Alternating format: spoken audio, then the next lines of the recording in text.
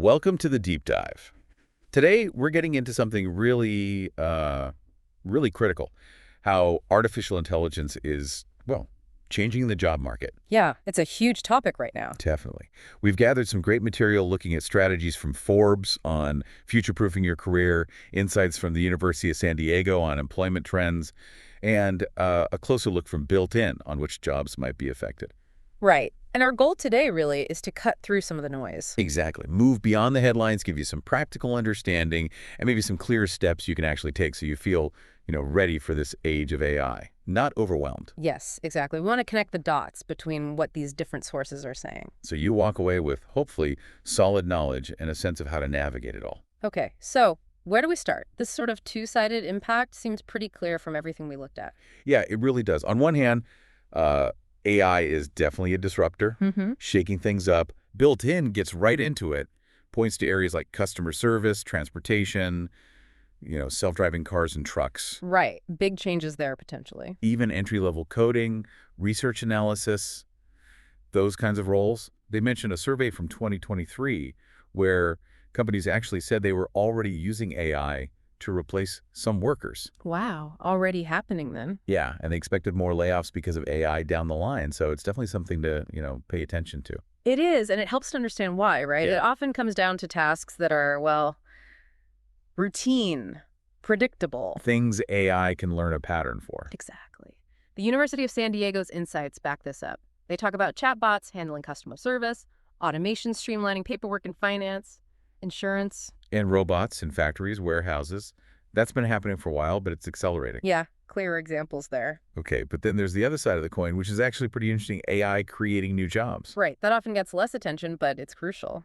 The University of San Diego specifically mentions roles like machine learning engineers, NLP specialists, Natural language processing, yeah. AI ethicists, that's a big one, Yeah. and even this newer role, AI prompt engineer. Which is fascinating, isn't it? Basically, people who are experts at talking to AI to get the best results. It seems like the more complex AI gets, the more we need people to build it, manage it, make sure it's used ethically. And effectively, it's really about the human oversight, the development, the strategy around the AI, not just the tech itself. Okay, but what about the speed of all this? Our sources touch on that debate, too. Yeah, there are definitely different views.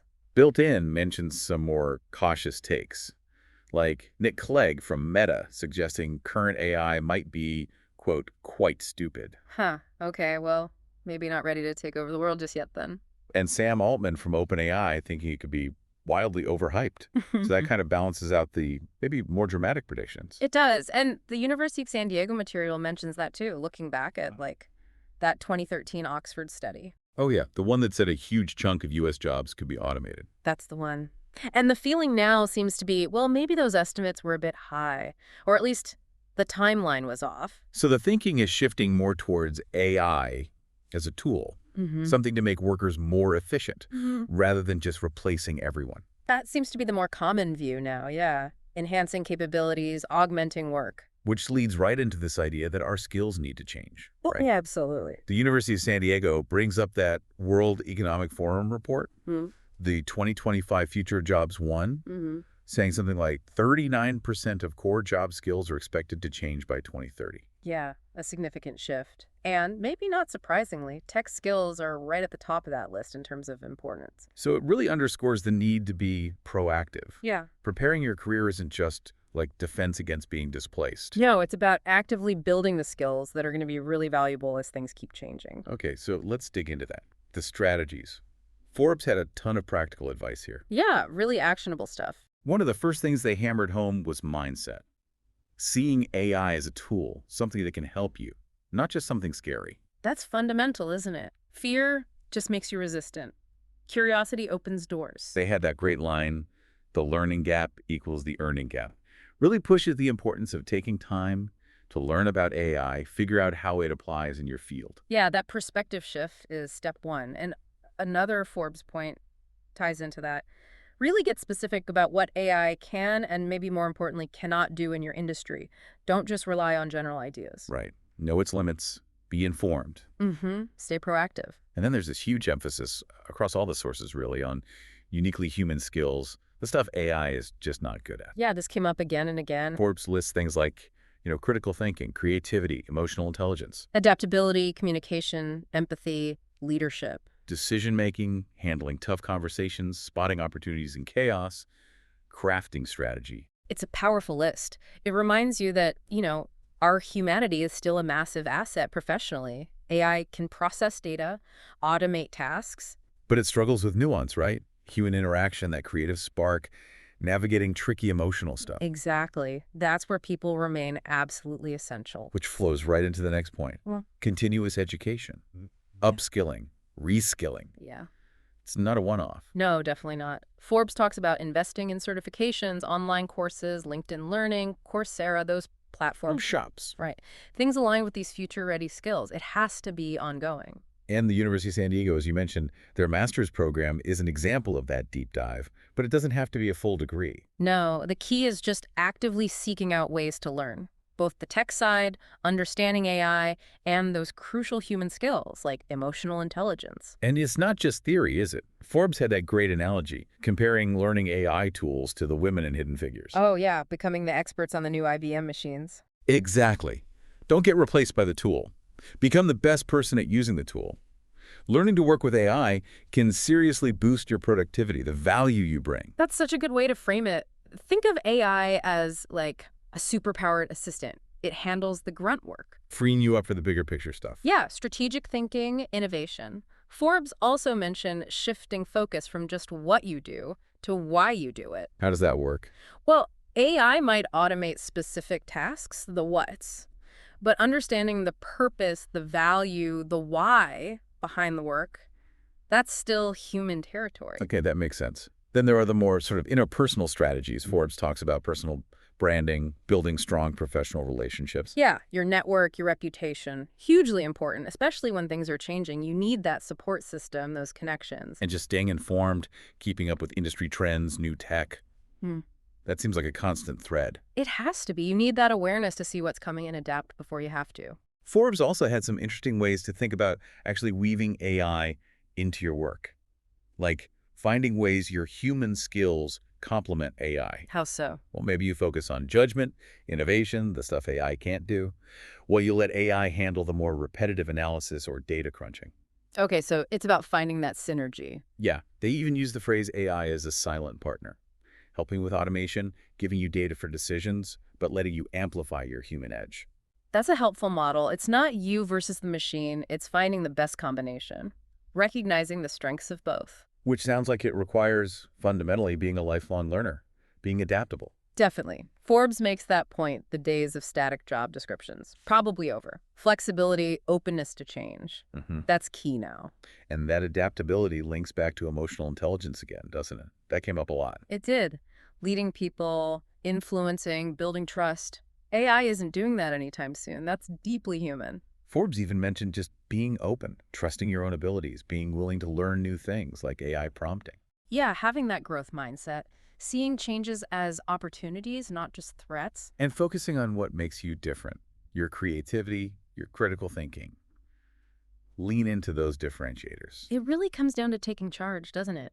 Asking yourself the tough questions about your career path, like Forbes suggests, and making plans to upskill or reskill if needed. Owning your professional journey. And it's not just tech skills or just human skills, is it? It's the blend. Right. Future-proofing needs both. One of the Forbes points actually called AI a potential sparring partner. Huh. How does that work? Like something you can use to test ideas, improve your performance, collaborate with, but always adding that human value that AI can't replicate. That's interesting. It's about collaboration enhancement. Exactly. And then there's the practical advice from the University of San Diego, too. Be flexible, keep working on those people skills, Build your network. keep learning about AI, and actually use the tools to your benefit.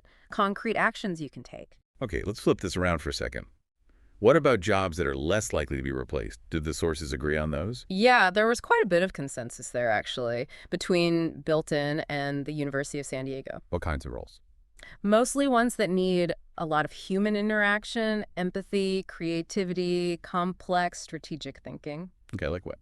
Teachers, nurses, social workers, therapists, roles where that human connection is absolutely core. Makes sense. What else? Skilled trades, handy people, electricians, plumbers. AI isn't fixing your leaky faucet. True. Lawyers, partly because of the ethical complexity.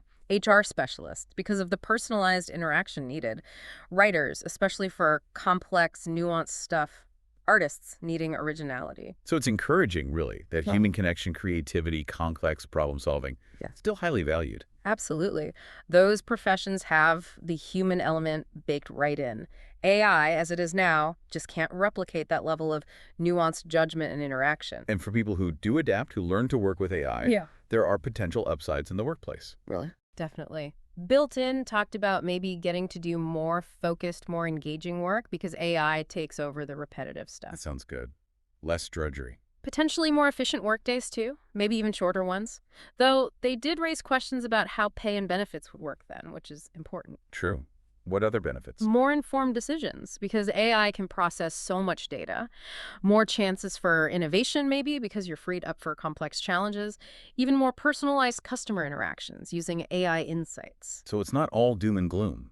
If you embrace it, it could actually make work better in some ways. That's the potential, yes. It's Yeah. not just surviving the change, it's maybe finding ways to work more effectively, focus on more meaningful tasks. So finally, how do you actually prepare? What foundational things do people need? Built-in really stressed the basics. Strong communication skills, verbal and written, basic math, creativity, people skills, emotional intelligence again, critical thinking, problem solving. The fundamentals. Exactly. They also suggested, interestingly, having a basic understanding of how things work, a bit of engineering thinking maybe, helps with adaptation. And understanding stats, like Mhm. what the AI output actually means. Yeah, a basic grasp of stats and AI outputs. And again, the University of San Diego Master's Program is held up as that comprehensive example: tech knowledge, practical use, ethics. But those foundational skills, communication, critical thinking, understanding data, they seem like the bedrock, don't they? There really are. Technology will keep changing, but those abilities will always be valuable. Okay, so bringing it all together for you listening, key takeaways seem to be cultivate that growth mindset. See AI as a chance to learn. Continuous learning isn't optional anymore. It's essential. Focus on those unique human skills. Mhm. Creativity, empathy, critical thinking. That's your edge. And learn how to strategically use AI, integrate it into your workflow to become more effective, more valuable. Yeah. The future isn't necessarily machines taking over. It's more like evolution, collaboration between people and tech. Exactly. It's about understanding the shifts and actively building the skills and the mindset you need to, well, not just get by, but really thrive. So here's a final thought for you to chew on. With AI developing so fast, what unexpected human skills might become super valuable down the road, beyond the ones we talked about? Oh, that's a good one. What fundamental human qualities do you think will always be in demand, no matter how smart the tech gets? That really makes you think, doesn't it? Pushes beyond the immediate changes to the sort of deeper, lasting value humans bring. Definitely something to ponder. We really hope you'll keep exploring this. Check out courses, read reports, talk to people about the future of work. Yeah, the more informed you are, the better equipped you'll be. Thanks for joining us on The Deep Dive.